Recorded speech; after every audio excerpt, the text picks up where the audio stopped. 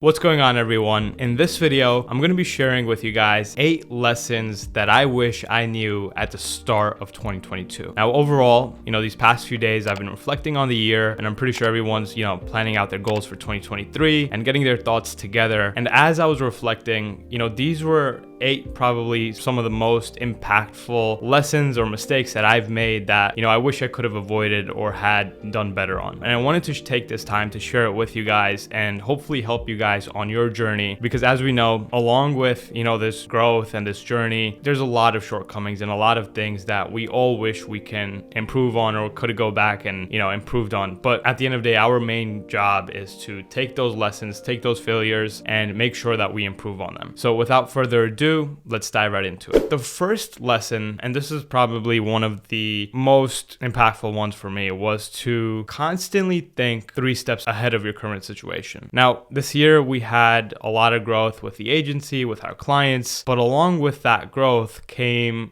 these growing pains that I necessarily wasn't prepared. We grew super fast and I wasn't able to keep up with the speed of that growth. And with growth comes change, and, with change comes a lot of, things that break. So necessarily what I could have done is, as I knew that the company or the agency was headed in this direction, I could have taken, 3 months beforehand and could have, hired a coach, took some more courses, or found and invested my time into learning more about, how to hire more people effectively, how to create systems, how to create processes, how to grow operationally, how to still deliver a great service. And these are all things that, were a constant battle, because, when I did come face to face with them, yes, we did overcome them and we eventually, got over that hump, but that could have potentially saved us probably months of our time and mistakes and, a lot of brutal hiring mistakes that, were made throughout the year for us. So that's my first main lesson, which was to constantly be on edge, and especially if you're growing, to think 3 steps ahead of what you should be doing 3 months from now, right? And if you are sitting right here in January and you know that you'll be on pace to hit X, Y, and Z goal in March or April, you should have a well-defined, at least some base knowledge, or start to develop those skills and those things, because as entrepreneurs, we're figuring things out as we're going, especially if we're doing it for the first time. So when you reach that level, you know that you're well prepared because you've spoken to individuals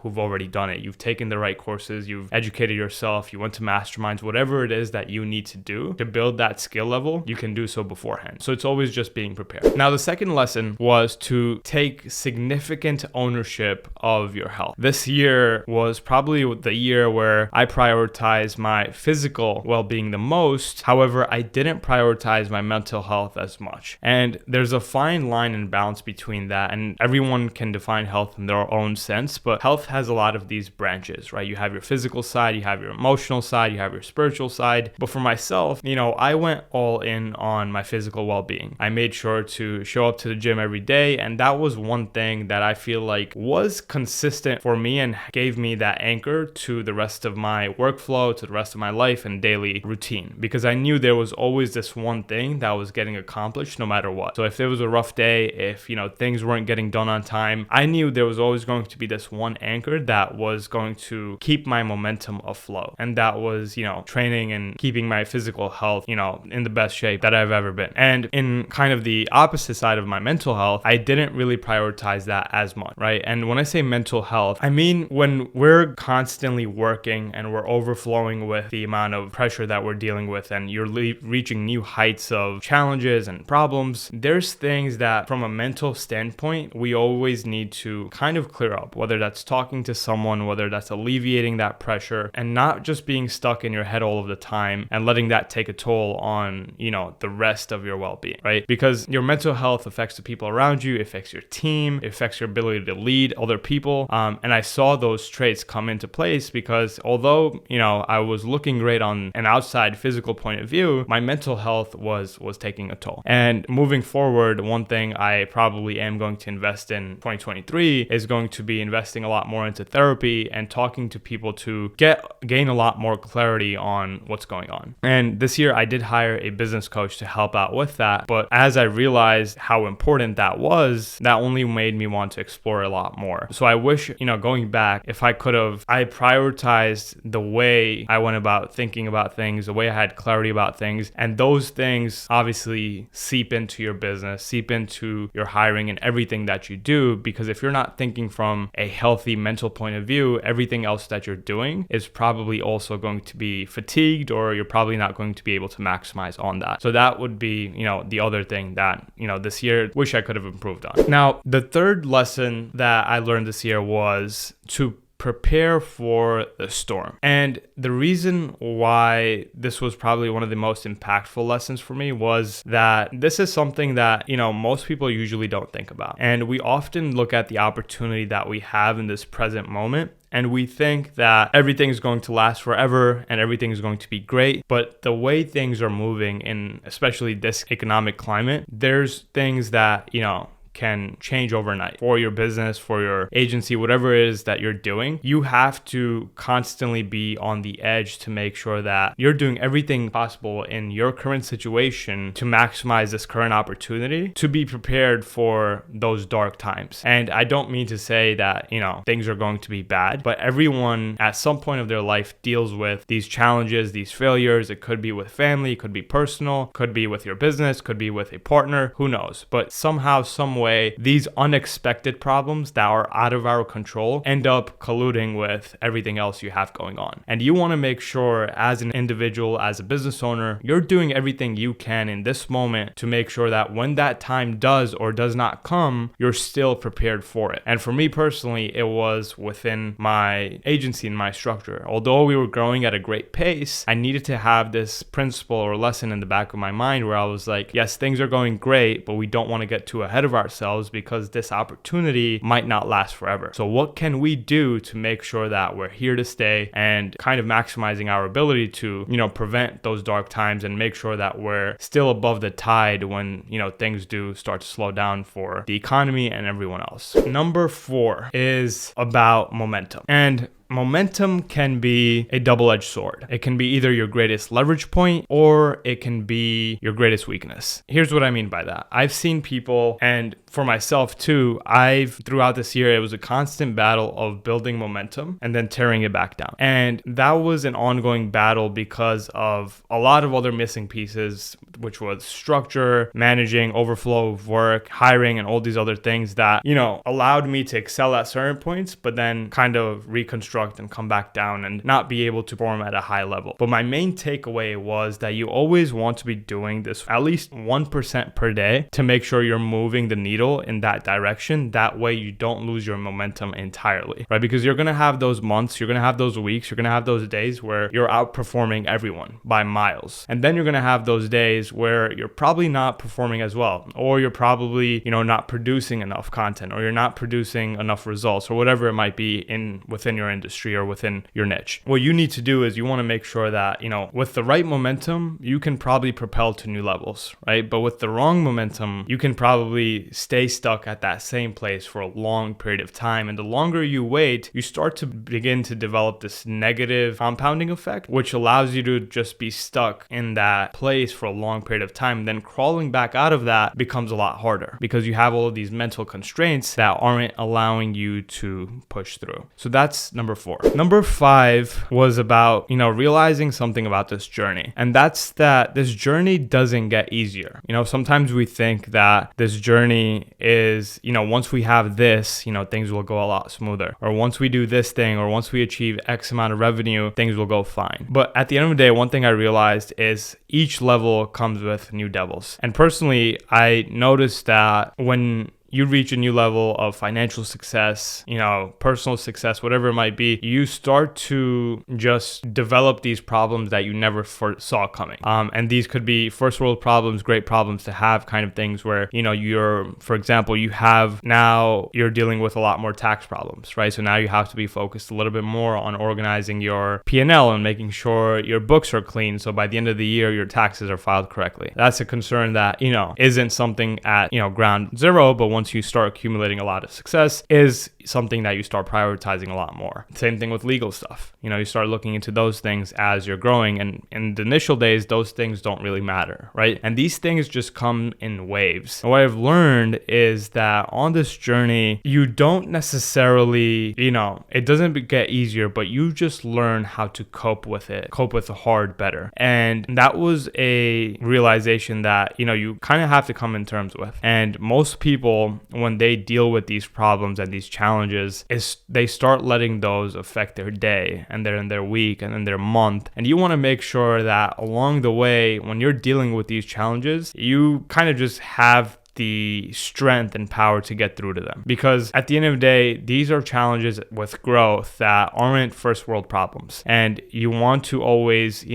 remember those days where things were a lot probably worse. And when I look back to a year ago from now, things were, not even close to where they are. But at the same time, for me, that level of pressure and problems weren't there as well either. But now there's other sets of problems, and you can call them problems, challenges, whatever it is. But at the end of the day, they fall under the same umbrella. But the idea is that you want to adopt this mindset of, hey, listen, like this journey is only going to get harder, right? And if you want to stay where you are at the level you are, that's completely fine. But if you're going to constantly try to strive to be greater, things won't get easier. It's just going to be you learning how to cope with hard better. And if I look back at the beginning of this year, the challenges that we were dealing with, the overflow of work, trying to systemize everything compared to the challenges that we're dealing with today are not even close. And that just goes to show that I wish I could go back and have those problems now. And I know I'll be saying the same thing about these problems that I'm currently having a few months from now, because that's just where growth is kind of made. So that's that lesson right there. And number 6, and this was not second guess investing in yourself. At the beginning of this year, I was, educating myself and learning how usually you would through books and taking courses and, talking to other people who were already successful in this space and kind of all those kind of general ideas of it. But I realized that as I was accumulating this level of wealth and success along the way, I wasn't necessarily investing that back into myself. I wasn't necessarily investing it back into the business that much either, where there was obviously me making investments back into the business, but not as much to myself. And that was a realization where I made, where I was like, there needs to be a certain budget that we allocate as a business that goes into just investing into yourself. And whether that's investing into a better gym, or whether that's investing into a therapist or a coach, or going to a mastermind. And that was probably one of the breakthroughs for me this year. Was earlier this year, I went to a mastermind in Austin, Texas, and it was a 3-day mastermind, and it was jam-packed with, people that, accumulated, 9-figure exits, 8-figure exits, 7-figure agencies. And just overall, it was a great event. And going there, investing into myself was a complete eye-opener about how I, did things. And an event alone probably saved me so many months of time of trial and error. So when it came to, this level that you're accumulating, and it can be at different stages and it could be at different levels too, where, you don't need to go all out and start pouring every single thing back into yourself either, but you should have at least some sort of budget allocated where that you're going to invest X amount into courses, or you're going to invest X amount back into yourself. And those returns will probably be drastically more. And then you'll start seeing that maybe I should just invest all of this back into myself. And that's the best return that you can have, but obviously it depends on the situation you are in. But for myself, that's something going into next year, I want to prioritize a lot more. And for example, one thing that we have on the agenda is for next year, every quarter, I want to try to go out to a mastermind that's, outside of, where I live, and kind of get this time to travel, meet other people, network with other people, and learn a lot more things. And now that I know that it's on my agenda, it's a little bit more of something that you can take a lot more into consideration and take it a lot more seriously, rather than just kind of like pushing it away and be like, yeah, I'm going to invest in myself, but never get to it. So that was a big one for myself too. The next one, number 7, was that happiness comes from a place of gratitude. And throughout this year, as things were going great and we were achieving this growth within the business and the agency, I realized that, we often get caught up in this chase of trying to, trick ourselves in a way where we're like, hey, I'm going to be happy when I achieve X, or I'm going to be happy when I get to X. And usually what happens is we end up just creating this hamster wheel that we just spiral off on and constantly go on, and we never never end up being happy and we never end up being fulfilled. And I've learned, and this past year was a big kind of lesson for that, was that if you can't be happy with what you have now, the likelihood of you being happy when you do get X or whatever that thing is probably going to be really low. So that's why for myself, it's, trying to find fulfillment through what I do, trying to find happiness through family, through friends, through seeing other of my, buddies succeeding in all these different things. Those are what matter to me the most. Then those are things all within the present moment. But the sooner you can get out of that hamster wheel of trying to say, hey, I'm going to be fine when I get this, or I'm going to be happy when I get this, you're only doing yourself a disservice now, and you're only going to be doing your